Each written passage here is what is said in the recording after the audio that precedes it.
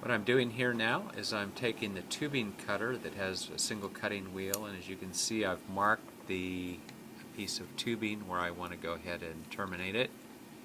I will go ahead and tighten the little knob down here on the cutter and then rotate at least one full turn, tighten it down about a quarter of a turn, rotate it some additional turns, continue the rotation, and eventually the little tip will fall off that I'm cutting off. There we go. And what I need now to do is just deburr the inside of the piece of tubing. Smooth it out. You can do that with the normal deburring tool. The flaring tool now has different jaws on them. This is set for a 1/4 inch outside diameter of the tubing, which is the tubing that we're using today.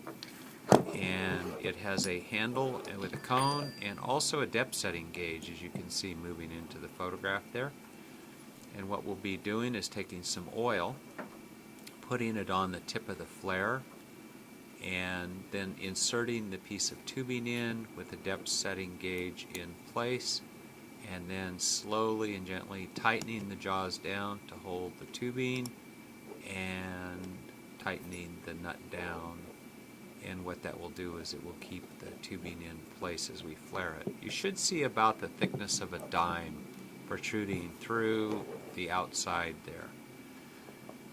And once we've got that done, we'll go ahead and start screwing in the flare onto the tube. That will expand it back out to where it should be.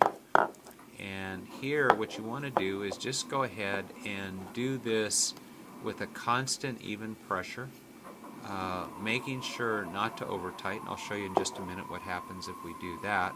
But eventually what I'm going to do is just use the pressure from a single finger to go ahead and bring that down to a firm position.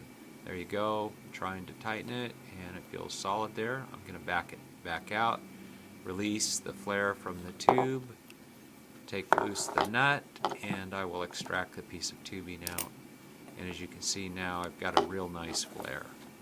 We're going to check this for any burrs and go at the edge of it with a little piece of Scotch-Brite if we feel any roughness at all. Clean this up. Now normally we would have the nut and the sleeve on the piece of tube, but in this case, since it's an example, we don't need to do that. Here in this case, I wanted to show you what happens if you over tighten it. You can see I've got my hand on this and really putting the pressure on it. And you'll also notice that the flare is much larger. It wouldn't even really slide over the nut. The edge of the metal has become distorted and started to crack, and then on the back side you'll often see two little tiny bumps that have formed, and that would keep the sleeve out.